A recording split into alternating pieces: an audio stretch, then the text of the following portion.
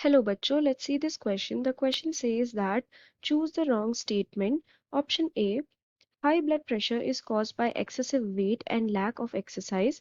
Option B, can be caused by genetic abnormalities. Option C, peptic ulcers are caused by eating acidic food. And option D, acne is not caused by staphylococci.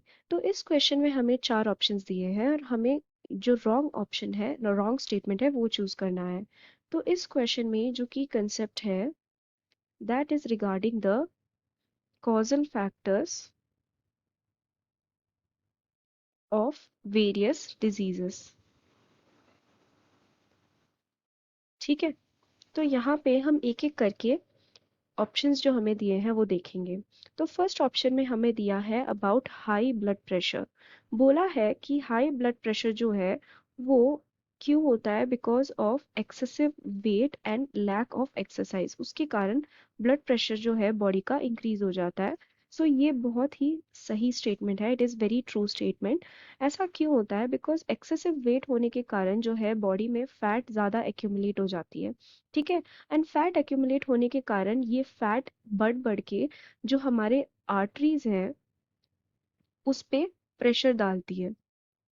ठीक है, arteries पे pressure डालने के कारण arteries का जो lumen है वो बहुत ही कम हो जाता है, उसका साइज बहुत ही कम हो जाता है. As a result of which जो ब्लड उसके अंदर, उस लूमेन के अंदर फ्लो हो रहा है वो बहुत ही हाई प्रेशर से फ्लो होता है.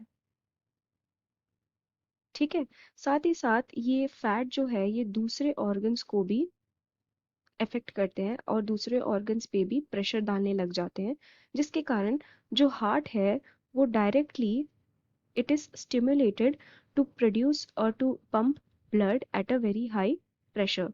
ठीक है, तो ये जो गिवन स्टेटमेंट है ये करेक्ट है. नेक्स्ट स्टेटमेंट हम देखेंगे. नेक्स्ट स्टेटमेंट में हमें बोला है कैंसर्स के बारे में. Cancers can be cause by genetic abnormalities. तो व्हाट इज कैंसर बेसिकली? यहाँ पे क्या हमें देखने के लिए मिलता है कि जो सेल्स है वो अनकंट्रोलेबली डिवाइड होने लग जाते हैं. तो डिवाइड अनकंट्रोलेबली यानी कि वो विदाउट स्टॉपिंग वो सेल्स डिवाइड होने लग जाएंगे. ठीक है, एंड एज अ रिजल्ट हमारे बॉडी में बहुत सारे कैंसरस मास प्रोड्यूस होने लग जाएंगे.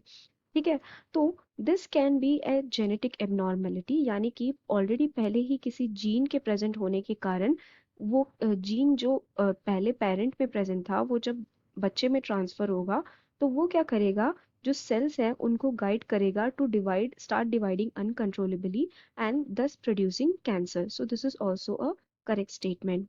Then ऑप्शन सी में हमें बोला है पेप्टिक अल्सर्स के बारे में. पेप्टिक अल्सर्स जो है ये हमारे स्टमक रीजन में या फिर इंटेस्टाइनल रीजन में कॉज होते हैं in the gastrointestinal tract. These are nothing but open sores. ठीक है, ये क्या होते हैं?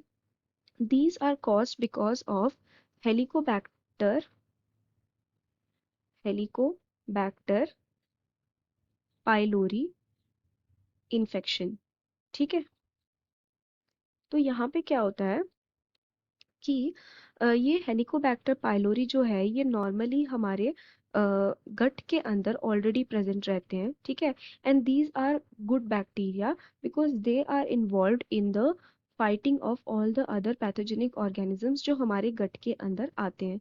लेकिन कभी कभी ये क्या करते हैं, इन्फेक्शन कॉज कर देते हैं inside the gut, leading to the formation of peptic ulcers. So this is a wrong statement. So this will be the correct answer for our question. Then last option अगर हम देखें तो यहाँ पे बात की गई है एक्ने के बारे में. Acne is not cause by staphylococci. So staphylococci क्या है? यहाँ पे staphylococci is the name of a bacteria, but acne is not caused by bacteria, it is actually caused by clogging of hair follicles by sebum. जो हमारे sweat glands होते हैं वो जो सीबम प्रोड्यूस करते हैं, वो जो सीबम निकलता है स्वेट ग्लैंड से वो जाके क्या करता है, हेयर फॉलिकल्स को क्लॉग कर देता है, जिसके कारण हमारे एक्नी प्रोड्यूस होते हैं। तो ठीक है, तो ये this is not caused by staphylococci, which is the correct statement. So we can say that the correct answer for this question will be option C, that is peptic ulcers are caused by eating acidic food. So I hope you have understood it well. Best of luck.